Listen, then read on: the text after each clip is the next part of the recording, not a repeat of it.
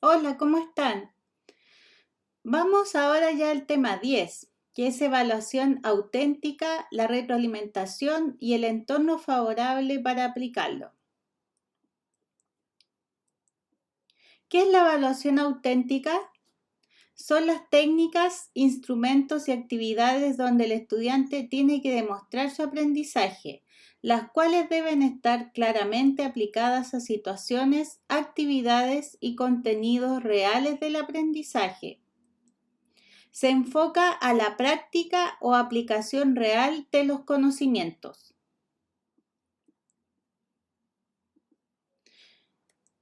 La evaluación auténtica cumple tres tipos de características. Es un proceso de compartido con los estudiantes. Está integrada en el proceso de enseñanza-aprendizaje. Entonces, ¿es una evaluación formativa también? Así es. Esa es la respuesta. Tiene una orientación formativa. Ejemplo de concepto de evaluación auténtica para los estudiantes. Se llama evaluación auténtica o real porque es un proceso evaluativo que incluye múltiples formas de medición del logro de aprendizaje de los estudiantes. Estas reflejan la motivación y actitudes del estudiante respecto a las actividades más importantes de su proceso educativo. ¿Puedo cometer errores y no tendré malas calificaciones? ¿Puedo cometer errores y no tendré malas calificaciones? Yo creo que por fin podré ver mis habilidades con evaluación auténtica. Veamos el enfoque que tiene entre paralelo de la evaluación tradicional como la evaluación auténtica. En los que está marcado, por ejemplo, dice momento en el que se realiza. En la evaluación tradicional dice al finalizar un tema o una unidad, que sería ya la evaluación sumativa. Y la evaluación auténtica dice asociada a las actividades diarias, es decir, evaluación formativa. En la siguiente dice responsable principal, donde en la evaluación tradicional el procedimiento es unidireccional externo al estudiante. En cambio, la evaluación auténtica es colaborativo y multidireccional. En cuanto a la sección de análisis de errores, en la evaluación tradicional se sanciona el error y en la evaluación auténtica reconocen el error y se estimula la superación.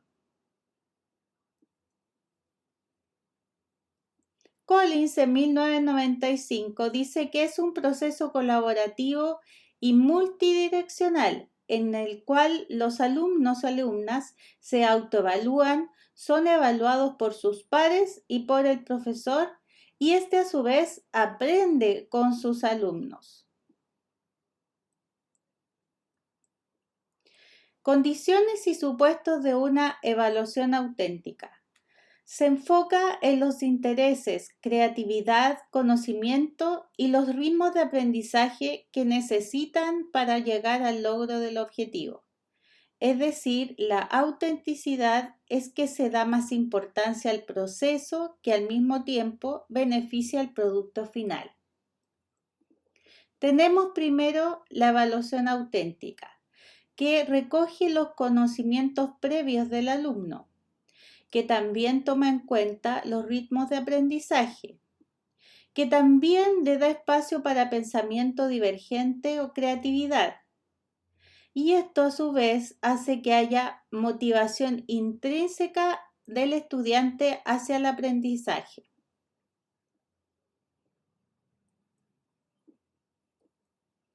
Ejemplo para tomar en cuenta de las condiciones de la evaluación auténtica. ¿Qué conocimientos previos puedo incorporar en la evaluación? ¿Cómo motivo que los alumnos presenten lo que les interesa y motiva? ¿Cómo tomo en cuenta los ritmos de aprendizaje si hay alumnos con dificultades? ¿Cómo integro la creatividad para ser evaluada desde sus trabajos? La herramienta que nos ayuda a incorporar todos estos elementos es un portafolio, lo que veremos en detalle más adelante. La evaluación auténtica suele reunir las siguientes características.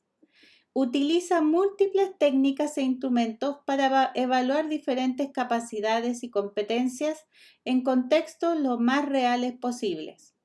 Evalúa tanto el producto como el proceso y proporciona la posibilidad de llegar a consensos como responsabilidad de la evaluación con el estudiante. No se limita al simple control del conocimiento adquirido. El alumnado sabe desde el principio de la tarea cómo va a ser evaluado, lo cual mejora su interés y motivación.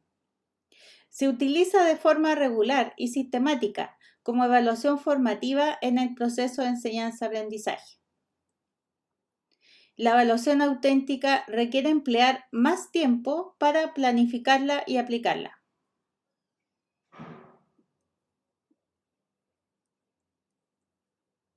Para que se incorpore la evaluación auténtica al proceso de aprendizaje, se tiene que responder: ¿la tarea se enfrenta a un problema real o parte de ella? ¿Qué otras personas fuera del docente podrían aportar con la evaluación? ¿Los alumnos o alumnas tendrán incertidumbre en el proceso o el producto que les va a resultar y su evaluación formativa? ¿El alumno o alumna requiere dominar varios conocimientos o procedimientos para que tenga buen resultado? ¿La evaluación se desarrolla en más de una clase?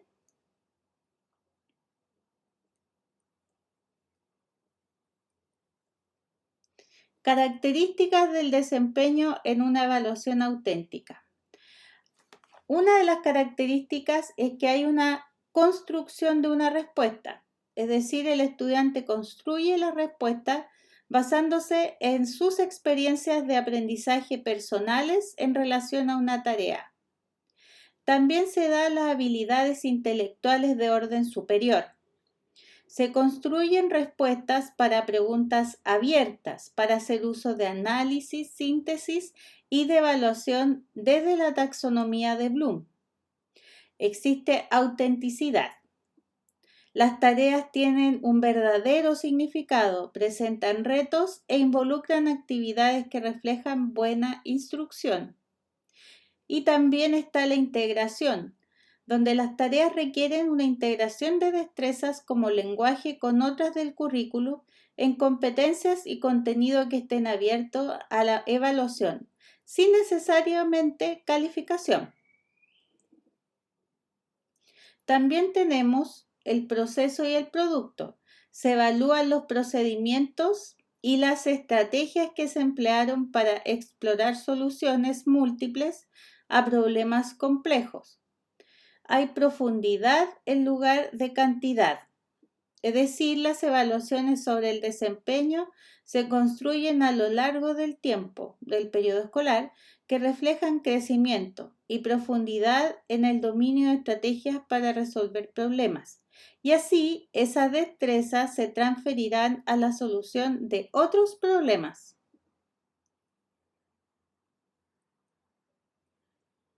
Una evaluación auténtica no necesariamente la evalúa el profesor y tampoco requiere de una necesariamente calificación. Veamos, ¿qué técnicas y herramientas puede utilizar para una evaluación auténtica? Puede involucrar habilidad de investigación, método didáctico de aprendizaje basado en proyectos, sumergirse en la realidad de su disciplina, evaluación formativa durante el avance, evaluación sumativa por el final de temáticas, evaluación de la habilidad del trabajo en equipo, autoevaluación, coevaluación, entre otras. Por ejemplo, si hace proyectos o exhibiciones, el estudiante puede trabajar en equipo con otros compañeros para el desafío de crear un proyecto que puede involucrar producciones multimedia, investigación, encuestas, invitados o una exhibición, como en APP Proyectos o Problemas. Las exhibiciones o proyectos implican un proceso de aprendizaje que se puede recopilar todo. También las entrevistas orales. El docente hace preguntas al estudiante sobre su trayectoria personal, actividades que realiza, lecturas e intereses. Ejemplos de tipos de escritura también puede incluir como parte de la evaluación auténtica. El estudiante puede generar un documento de manera individual, de tipo narrativo, persuasivo o de referencia. Este proceso de narración tiene que ser acorde a una estructura mínima, con una coherencia entre el objetivo del escrito y el producto y las fuentes a las que recurre. También se pueden hacer experimentos o demostraciones como parte de la evaluación. El estudiante documenta una serie de experimentos, ilustra un procedimiento, realiza los pasos necesarios para completar una tarea y documenta los resultados de esas acciones. También se puede recopilar pruebas o exámenes. El estudiante responde por escritos a preguntas abiertas o también puede ser las estandarizadas que son parte de una evidencia de evaluación. Observaciones del docente. El docente observa y documenta la atención del estudiante y su interacción en clase, su respuesta a los materiales usados en la enseñanza y el trabajo que hace en colaboración con otros. Portafolios. Recopilación de trabajos del estudiante que se enfoca en mostrar su progreso en el tiempo.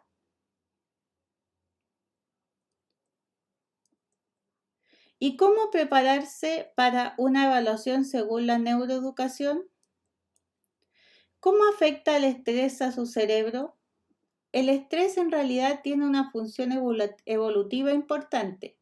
Prepara su cuerpo para responder a las amenazas, aumentando su estado de alerta, aumentando su frecuencia cardíaca y aumentando su azúcar de la sangre para que sus células y tejidos puedan acceder a energía rápida. La respuesta fisiológica al estrés comienza con la liberación de arginina, vasopresina y hormona liberadora de corticotropina en su hipotálamo. La respuesta fisiológica al estrés comienza en su cerebro con la liberación de corticotropina en su hipotálamo que envía mensaje químico a su glándula pituitaria y finalmente desencadena la liberación de cortisol, la hormona del estrés del cuerpo. Con la liberación de arginina vasopresina se estimula la respuesta al estrés aumentando la presión arterial, frecuencia cardíaca y el azúcar en la sangre. Como resumen, en el caso del estrés hay una liberación de neurotransmisores y también hormonas, las cuales pueden o hacer que la persona haga una actividad rápido para salir de una amenaza o también en que pueda aumentar el cortisol donde afecta la memoria y el aprendizaje. Efectos de la cognición del alumnado por el estrés ante una evaluación. Es cierto que los niveles de estrés extremadamente altos y la ansiedad severa ante los exámenes pueden afectar la cognición de los alumnos, impactando negativamente tanto en la memoria como en completar una tarea. Con el tiempo, los niveles de estrés crónico altos también pueden afectar la capacidad para formar nuevos recuerdos, por lo que los niveles de estrés alto durante un semestre podrían afectar su rendimiento en el examen final. Ejemplo para preparar espacio para evaluación auténtica. Los estudiantes hacen una recopilación de lo que aprendieron, incluyendo los errores. Si están estresados antes de entregar las evidencias, podrían cometer errores en la información. Siempre me esfuerzo mucho al estudiar, pero mis calificaciones siempre son bajas. La ventaja con la evaluación auténtica es que se evalúa por mientras estás haciendo la tarea. ¿Qué causa la mente en blanco durante los exámenes?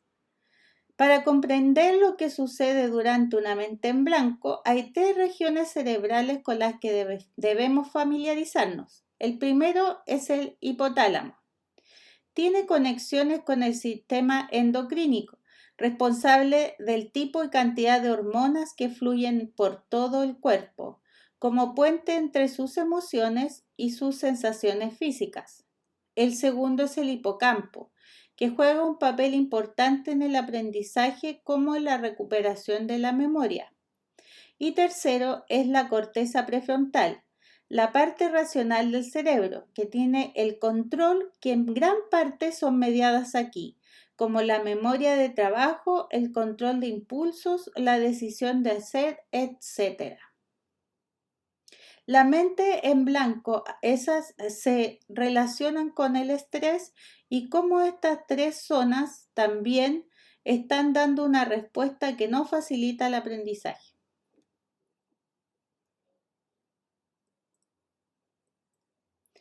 Proceso que conduce a la mente en blanco en la evaluación. Al mismo tiempo, grandes niveles de cortisol ingresan al hipocampo y no solo alteran los patrones de activación allí, sino que también con una exposición prolongada matan las neuronas del hipocampo.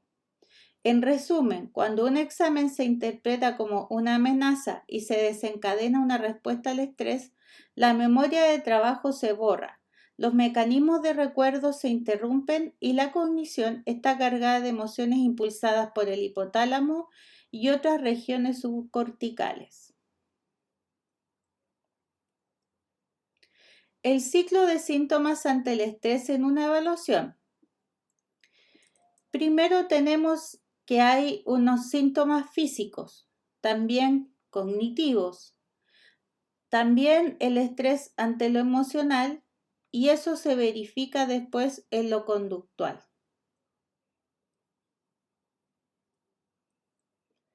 Síntomas de estudiantes con ansiedad ante la evaluación.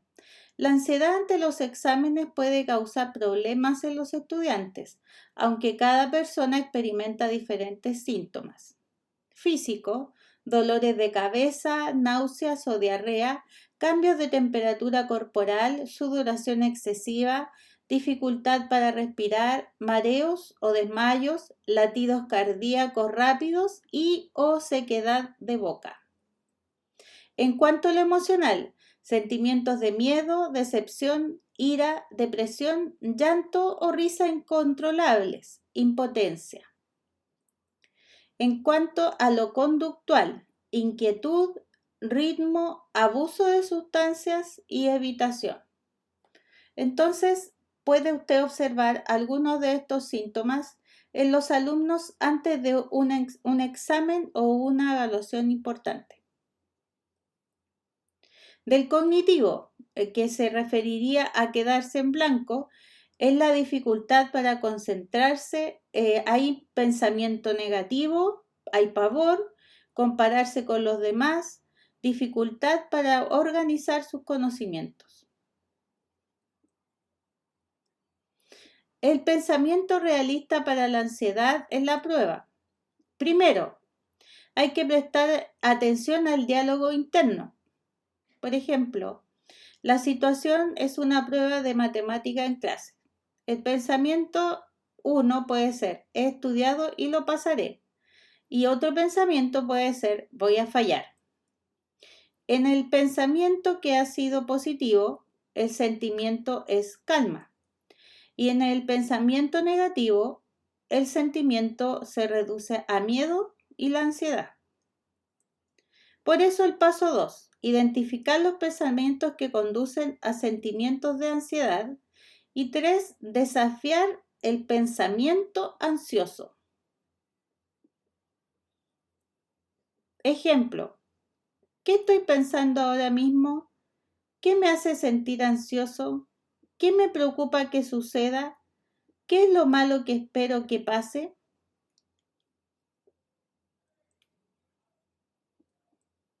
Ejemplo de monitoreo de actividad cerebral durante el estudio para predecir el rendimiento académico. Laura Madsen Sandia National Laboratories demostró que es posible predecir que también las personas recordarán la información al monitorear su actividad cerebral mientras estudian, con voluntarios con sensores de electroencefalografía EEG para hacer precisas predicciones.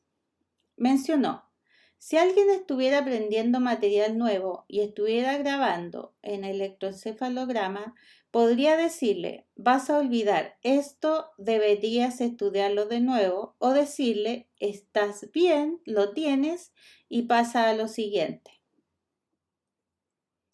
Esencialmente, esto les indicaría una medida de rendimiento académico en tiempo real, cuyas aplicaciones agradecerían muchos estudiantes. Ejemplo de cómo superar el estrés de los exámenes.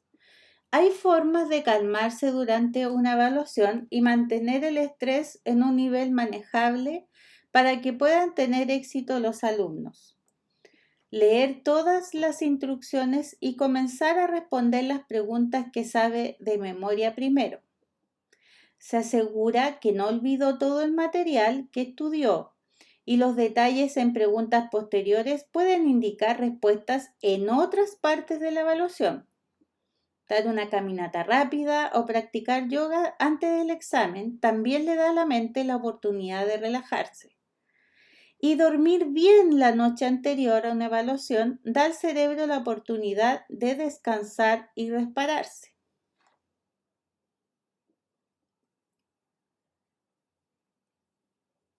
Confíen en sus habilidades siempre.